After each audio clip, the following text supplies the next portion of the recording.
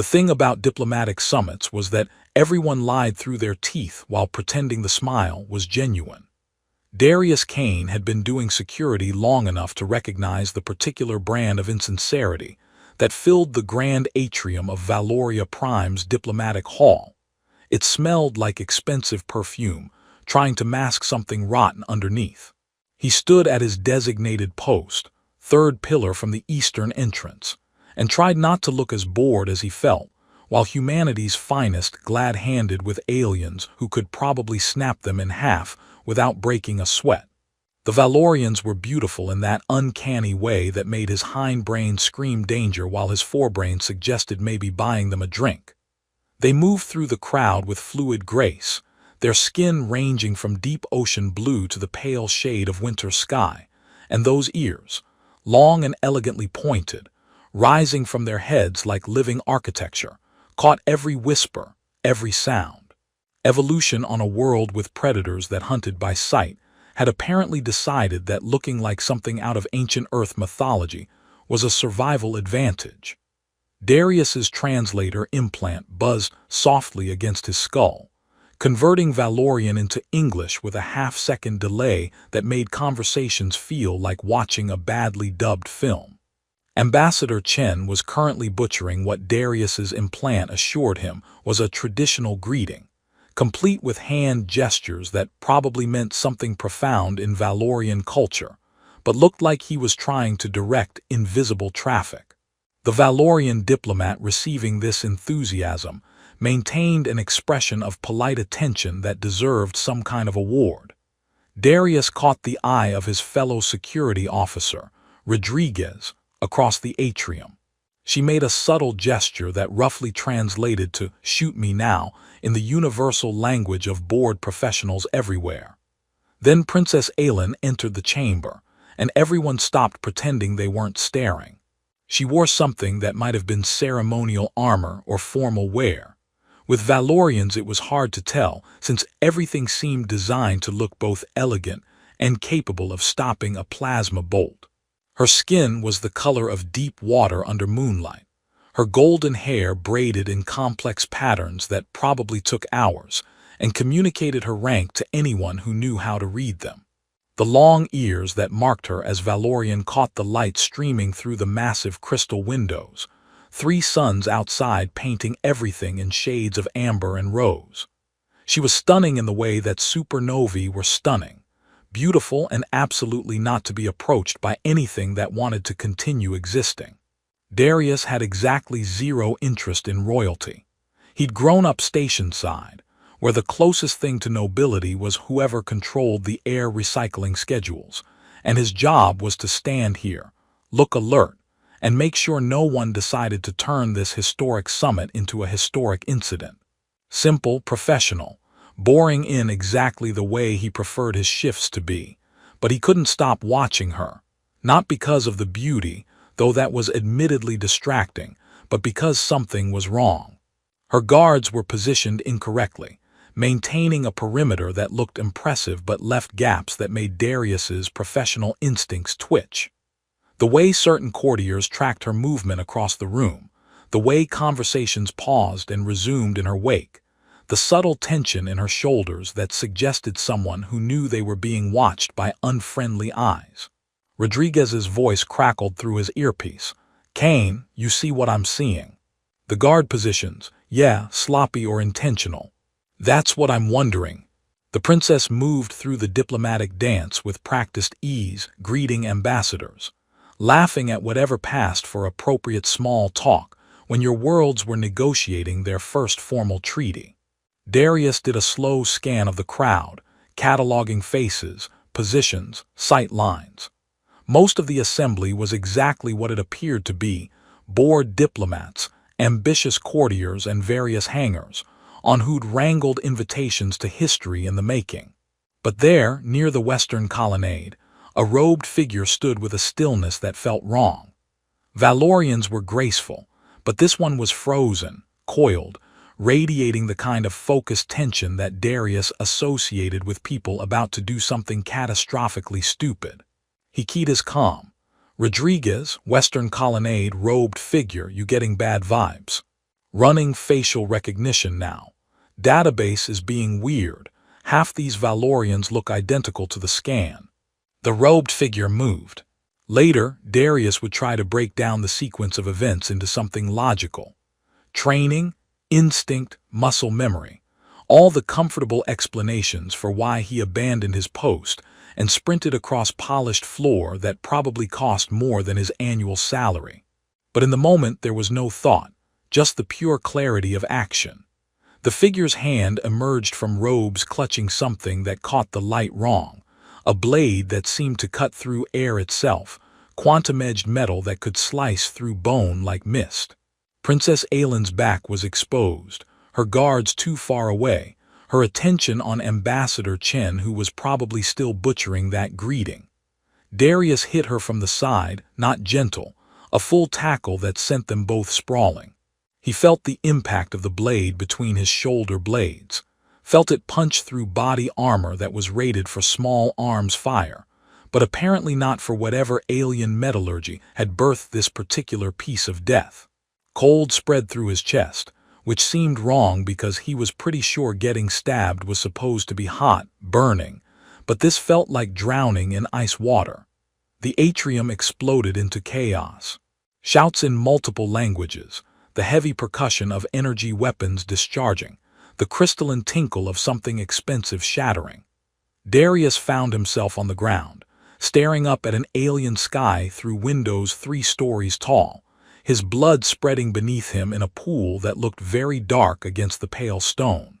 Princess Aylin's face swam into view above him, her eyes wide with shock, those elegant ears pressed flat against her skull in what his fading consciousness recognized as extreme distress. She was saying something, her mouth moving, but his translator implant had apparently decided this was a good time to malfunction, because all he heard was musical syllables that meant nothing. Her hands pressed against his chest and came away crimson, too bright, too much. He wanted to tell her it was fine, that this was literally his job, that getting stabbed so other people didn't have to was right there in the security officer job description under other duties as assigned. But his mouth wasn't cooperating, and the cold was spreading, and her face was fading into a blur of blue and gold and 3 sunlight. His last coherent thought before the darkness took him was that Rodriguez was absolutely going to mock him for this when he woke up, and he really hoped he woke up, because dying on an alien world during a diplomatic function seemed like the kind of embarrassing death that would make people laugh at your memorial service. Then nothing but cold and dark, and the distant sound of screaming that might have been his own. Waking up felt like being assembled from spare parts by someone who'd lost the instruction manual. Darius became aware of his body in pieces. First the steady beep of something monitoring his heartbeat, then the pressure of sheets against his skin, then the dull ache in his chest that suggested his torso had recently hosted a very unwelcome visitor. He tried opening his eyes and immediately regretted it when harsh light stabbed directly into his brain. Ah, the human consciousness returns. Try not to move. Your internal scaffolding is still knitting itself back together. The voice spoke English with a melodic accent that his translator implant rendered flat and clinical. Darius managed to crack one eye open enough to see a Valorian nurse standing beside what he assumed was a bed, though it looked more like someone had crossbred a massage table with a spaceship cockpit. Her skin was the pale blue of winter ice, her long ears decorated with small silver rings that chimed softly when she moved. She held a device that looked like a tablet had a baby with a mood ring, its surface swirling with colors that probably meant something medical and important. How long? Darius's voice came out like he'd been gargling gravel. 3 days. You were clinically dead for approximately 4 minutes, which gave everyone quite the excitement. The quantum blade punctured your lung, nicked your heart, and did creative things to your spine that I won't describe unless you enjoy nightmares. We had to regrow several important pieces of you. Regrow, bioregenerative therapy. Your cells are technology, a lot of very expensive equipment that your people don't have yet. She made a notation on her impossible tablet. The good news is you'll live. The bad news is you're going to wish you hadn't when you hear what happens next. Before Darius could ask what that meant, the door to his room, because apparently he raided a private room, which seemed excessive for a security officer who'd simply done his job badly enough to get stabbed, opened without actually opening. The wall just sort of flowed aside like liquid metal, which was deeply unsettling to watch. A woman entered who could only be Queen Sithara, because she moved like gravity was a suggestion she'd chosen to accept rather than a law she had to obey. She was taller than her daughter, her skin a deeper shade of blue that reminded Darius of Earth's oceans before pollution had turned them gray. Her ears were longer, more elaborate, pierced with golden ornaments that probably signified things he had no context for. She wore armor that looked ceremonial, but Darius would bet his pension could stop a tactical nuke, all flowing lines and embedded circuitry that pulsed with faint light. Her eyes were the color of amber, and when they fixed on him, he felt like a bug under a microscope being studied by something that could dissect him if it got curious enough. Security Officer Darius Kane. Her voice bypassed his translator entirely, speaking English with perfect pronunciation that suggested she'd studied humanity more thoroughly than he'd ever studied her people. "You saved my daughter's life." "I did my job, Your Majesty." He tried to sit up, and the nurse made a sound like a cat whose tail had been stepped on. "I said don't move, the scaffolding." "Let him sit," the Queen said, and it wasn't a suggestion. The nurse looked mutinous but adjusted something on her tablet. The bed shifted beneath Darius' mechanical components. He couldn't see rearranging themselves, until he was upright without having to use any of his recently regrown anatomy. "You threw yourself in front of an assassin's blade," the Queen continued, watching him with those unsettling eyes. "Not to intercept, not to disarm, but to take the blow meant for Princess Aelin. Again, ma'am, that's the job. Protect the dignitaries, take the hits they can't afford to take. Except my daughter wasn't your assigned charge. Your responsibility was the human delegation. She was surrounded by our guards, protected by our security, our responsibility." Darius opened his mouth and closed it again. She had a point. A very good point that he couldn't actually argue with because somewhere between seeing the blade and hitting the floor his brain had apparently decided job descriptions were more like guidelines anyway. Instinct, he finally managed. Saw the threat, moved to counter it, didn't really think about whose jurisdiction she fell under. "Yes," the Queen said, and something in her tone made the hair on the back of his neck stand up. "Instinct. You are aware, I assume, of the concept of the blood price." "Can't say I've had the pleasure, Your Majesty." The nurse made a small sound that might have been a laugh or possibly a sob. The Queen's expression didn't change, which somehow made it worse. In Valorian culture, when someone willingly accepts a fatal blow meant for royalty, they become bound to that royal's bloodline. The debt created is considered cosmic in scale, beyond the ability of mere gratitude to repay. The universe has been thrown out of balance. The only way to restore equilibrium is through permanent bond. Like a knighthood, Darius suggested hopefully. Pension, really good parking spot. Marriage. The beeping of his heart monitor suddenly got very loud and very fast. The nurse adjusted something without looking at him. The Queen waited, patient as stone, while Darius's brain tried and failed to process what he'd just heard. "I'm sorry, did you say? You will marry Princess Aelin. The ceremony will take place in 1 month, after you've completed your recovery and rudimentary instruction in proper conduct. Your people have been notified. Negotiations are underway regarding your citizenship transfer and the diplomatic implications. That's you can't just, I saved her life. That's supposed to be a good thing. How is forced marriage the reward for not letting someone get murdered? It isn't a reward, Officer Kane. It's the law." The Queen's expression softened by approximately 1 molecule.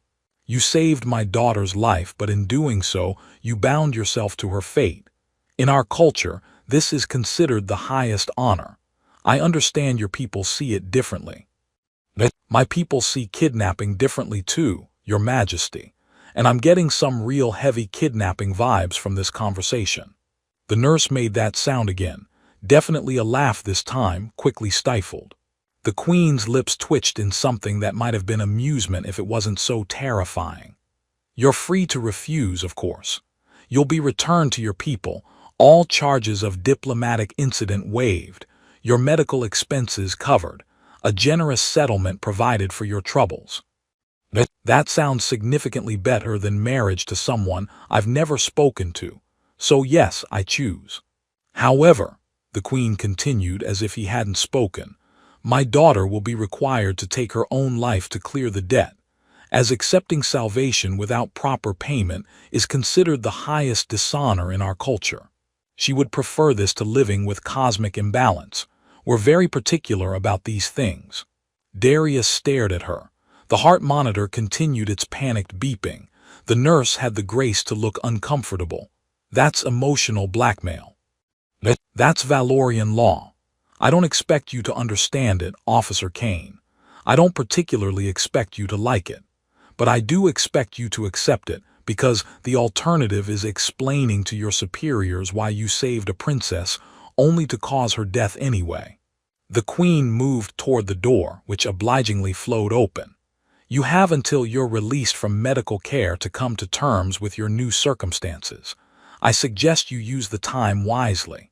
She left, the wall sealed behind her like she'd never been there at all. Darius sat in his impossible bed, wrapped in bioregenerative bandages that hummed softly against his skin, and tried to figure out how saving someone's life had managed to destroy his own. The nurse patted his shoulder with something approaching sympathy.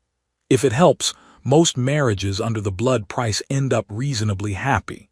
Stockholm Syndrome, shared trauma, that sort of thing. That doesn't help. No, she agreed cheerfully. I didn't think it would. But look at the bright side.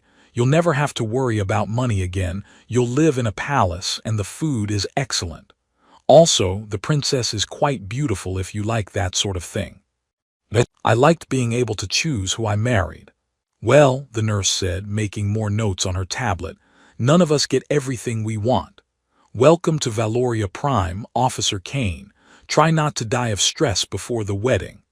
Recovery turned out to be less about healing, and more about being subjected to what Darius could only describe as cultural waterboarding. The medical wing released him after 2 weeks of therapy that involved lying in fields of light that tasted like copper and made his bones itch, and he was immediately relocated to quarters in the royal palace that were larger than the entire apartment he'd grown up in on the station. The view alone was worth more than his life savings. Massive windows overlooking valleys where Valoria's civil conflicts had carved scars into the landscape, mountain ranges that glowed faintly in the light of 3 setting suns, and a city that looked like someone had grown it rather than built it, all organic curves and bioluminescent architecture. He had approximately 6 hours to appreciate his new gilded cage before the tutors descended. Kareth arrived first, an elderly Valorian whose long ears drooped with age and whose first words were, "You look like someone told you the universe has a sick sense of humor, and then proved it." That's startlingly accurate, Darius said from where he'd been standing at the window, trying to figure out if the drop was survivable or just theatrical. Don't bother, the windows won't open, and they're made of something that laughs at human bone density. Kareth settled into a chair that grew from the floor at his approach, the room apparently deciding furniture was needed. I'm here to teach you how not to embarrass yourself, your bride, or your species during formal functions. The bar is low, but humans have surprised me before with their ability to limbo under it. I'm not sure I want to be taught how to participate in my own kidnapping. Understandable, also irrelevant. The Queen has spoken. The law is invoked, and you can either learn to navigate this with dignity or you can stumble through it like a drunk tourist and make everyone miserable. Your choice, but I get paid either way. Darius found himself liking Kareth despite everything.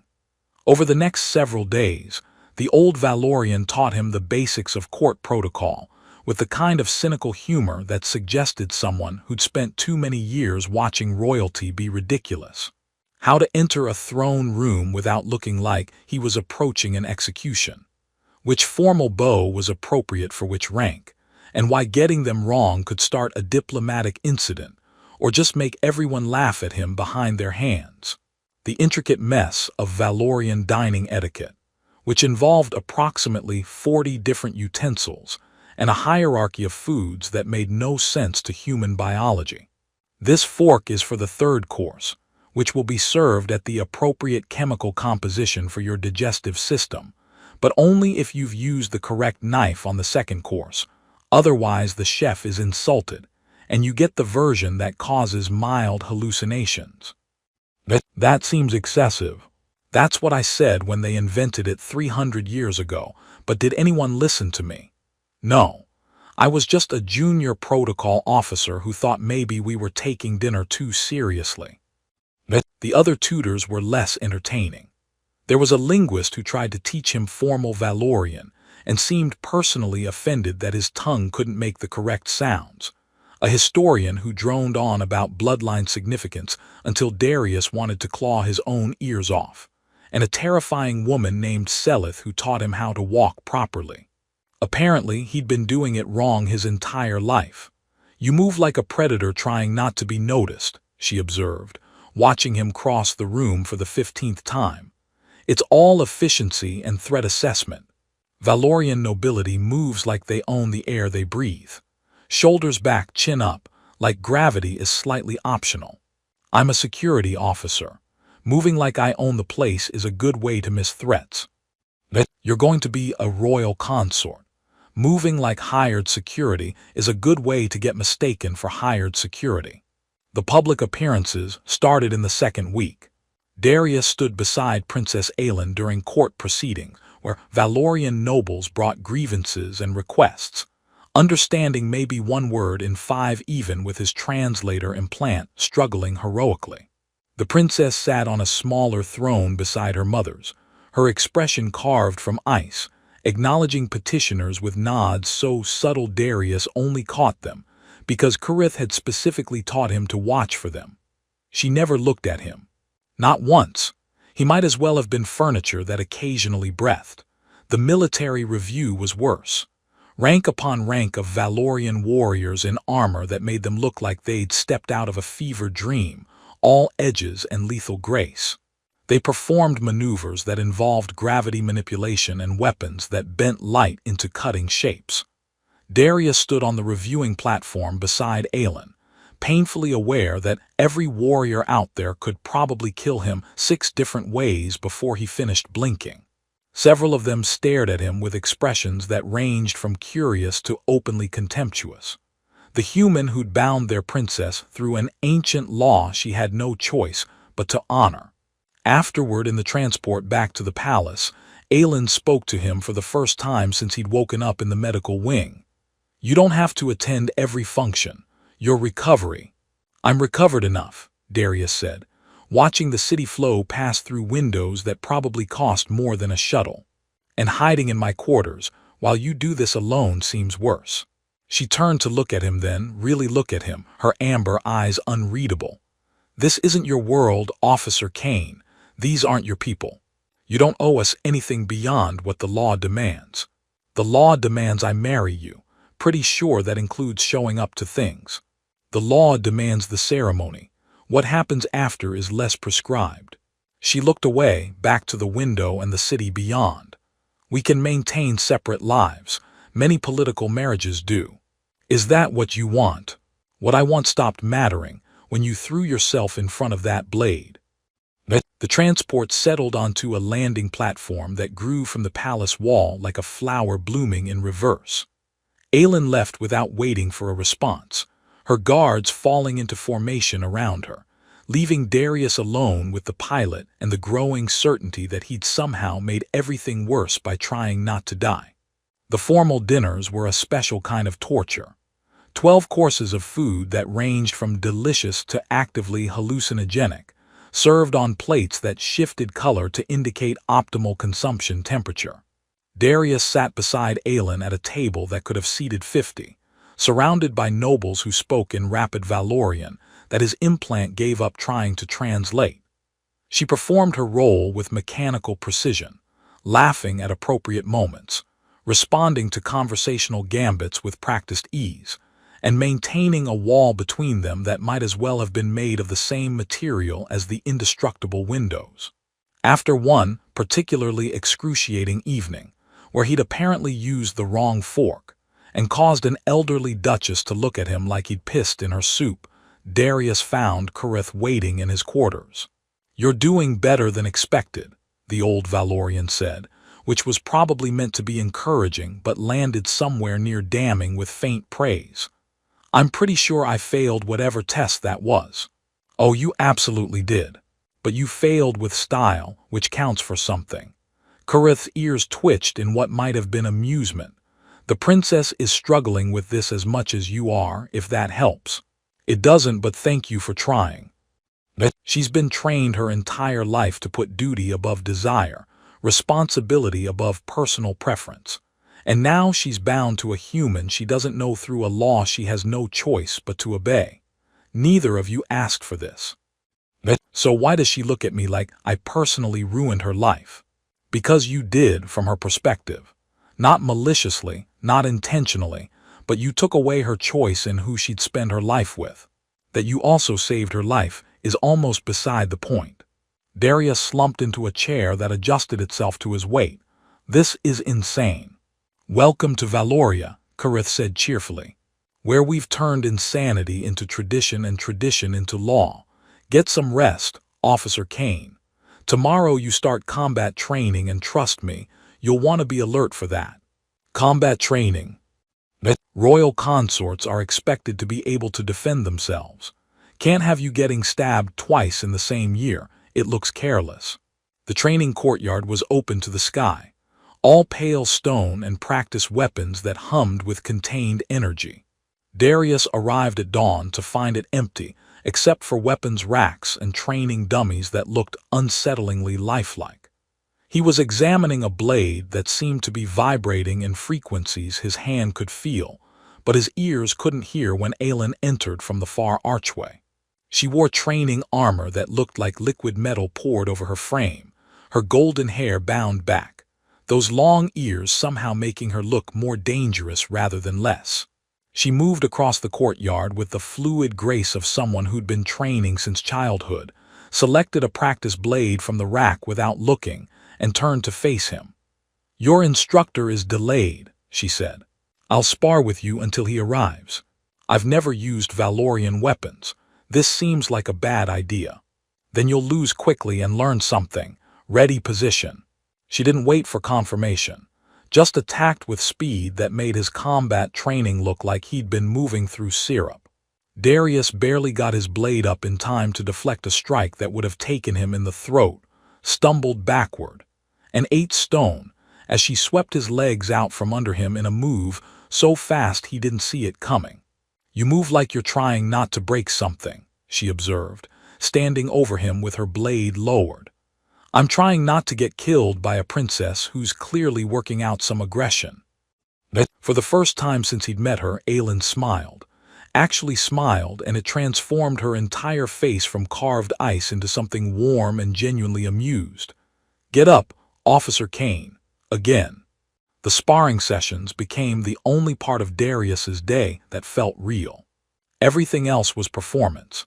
Standing in throne rooms wearing ceremonial clothes that felt like very expensive straitjackets. Attending dinners where he struggled with utensils that seemed designed to make eating as complicated as possible. Smiling for diplomatic functions where people looked at him like he was either a curiosity or a mistake. But in the training courtyard at dawn, with practice blades humming in their hands and 3 suns painting the sky in shades of amber and rose, he and Aelin stopped being prisoner and captor, victim and beneficiary of ancient law. They were just 2 people learning each other's rhythms, testing boundaries, finding the spaces where duty ended and choice began. She was faster than him, trained since childhood in combat forms that made human martial arts look clumsy by comparison. But he was adaptable, his security training built on reading opponents and finding weaknesses in their patterns. The third week, he managed to disarm her for the first time. She stared at her blade on the ground, then at him. Those long ears pressed forward in what he'd learned meant surprise. "Lucky," she said. "Absolutely," he agreed, trying not to show how much his arms were shaking from the effort. "Complete accident, won't happen again." It happened again the next day, and the day after that.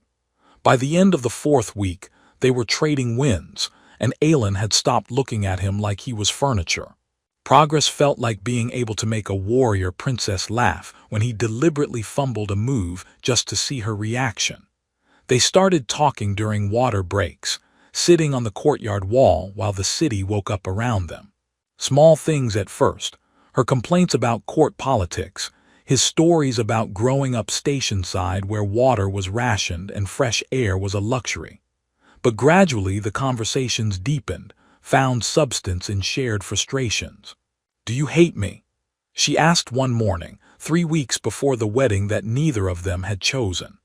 Darius considered the question while watching maintenance drones repair damage in the valleys below, leftover scars from conflicts he didn't fully understand. "No, I hate the situation. I hate that we didn't get a choice. But you didn't ask for this any more than I did. I could have refused the blood price. Let the cosmic imbalance stand, deal with the dishonor." She wasn't looking at him, her eyes fixed on the distant mountains. "My mother gave me the option, privately. Why didn't you?" "Because that blade was meant to kill me, and you took it instead. You were willing to die for someone you didn't know, without hesitation, without calculation. That kind of selflessness is rare in court, rare anywhere, really." She turned to face him then, her expression unreadable. "I thought if I was going to be bound to someone by law, better someone who chose sacrifice over survival, even when they didn't have to." That's a generous interpretation of instinct and bad impulse control. "Perhaps," she almost smiled. "But I've been watching you these weeks. The way you treat servants like people instead of furniture, the way you actually listen when Karith talks instead of just nodding and ignoring him like most students do.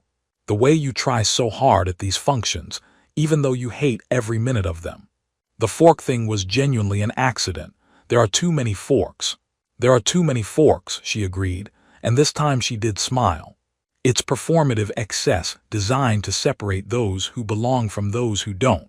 I've always thought it was ridiculous. You're the princess, you could change it."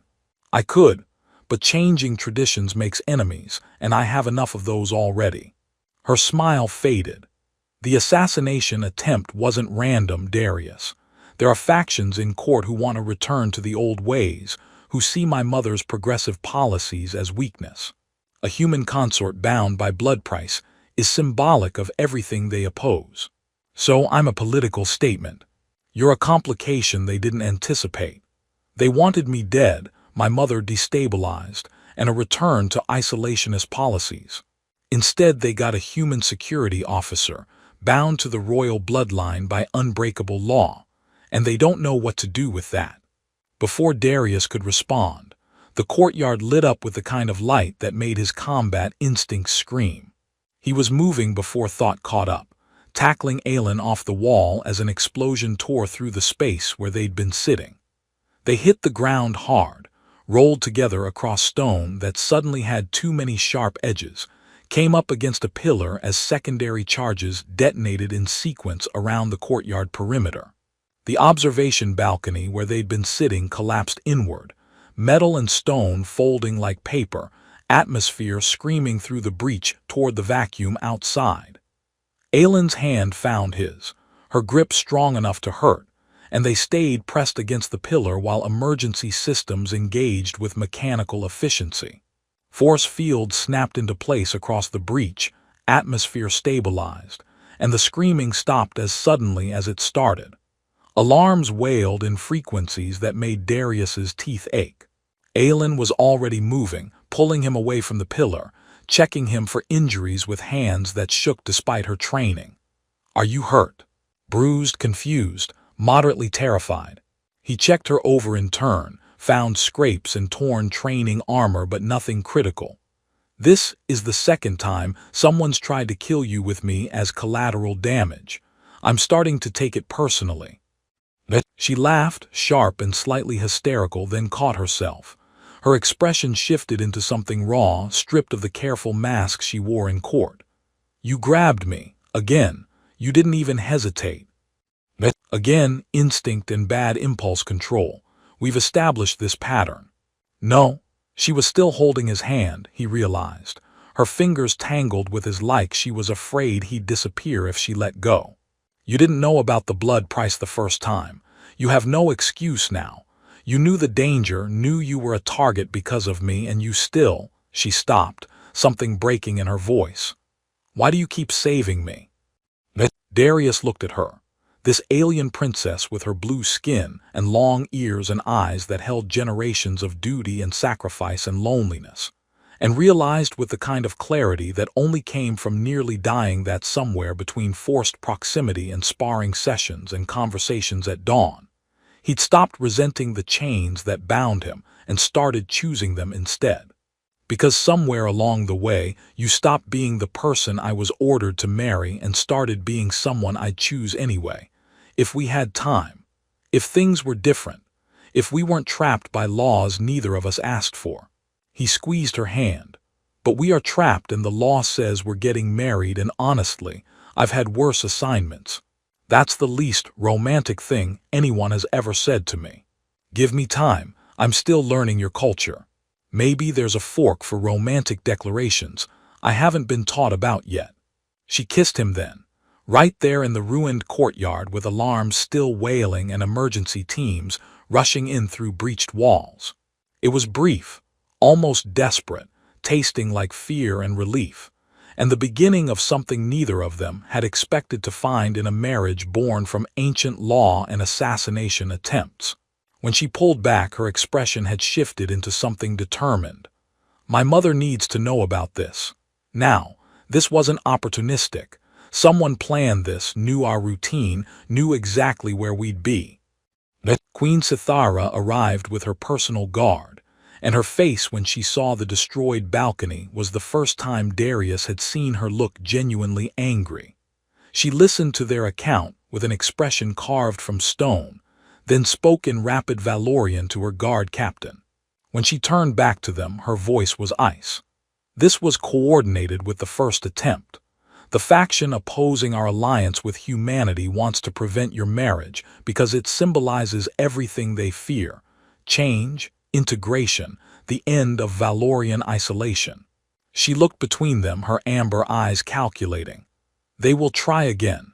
Your wedding makes you both targets, but canceling it would be seen as weakness and embolden them further." "So we proceed," Aelin said, standing straighter despite her torn armor and scraped skin. "We marry, we present a unified front, and we dare them to try again." "That's a terrible plan," Darius observed. "I'm in. When's the wedding?" 2 weeks. I'm moving it forward. The longer we wait, the more opportunities they have." The Queen's expression softened fractionally. "I'm sorry, Officer Kane. You saved my daughter twice now and earned nothing but danger for it." "Actually, Your Majesty, I think I earned something better than safety."